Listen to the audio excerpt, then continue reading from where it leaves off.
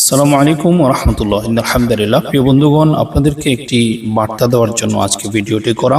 সবাই ভিডিওটি সর্বোচ্চ শেয়ার করে সকলকে জানার সুযোগ করে দিবেন। আমরা অনেকেই আরবি তারিখ সম্পর্কে অজানা থাকে। আজ মুহররম মাসের 9 তারিখ। এই মুহররম মাসের 10 তারিখকে আশুরা বলা হয়।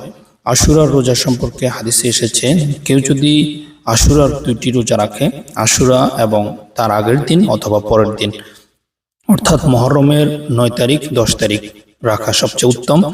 যদি না পারে তাহলে 10, 11 রাখতে পারে।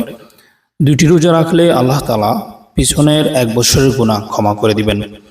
আমরা সবাই ভিডিওটি শেয়ার করে সকলকে দেখার সুযোগ করে দিব।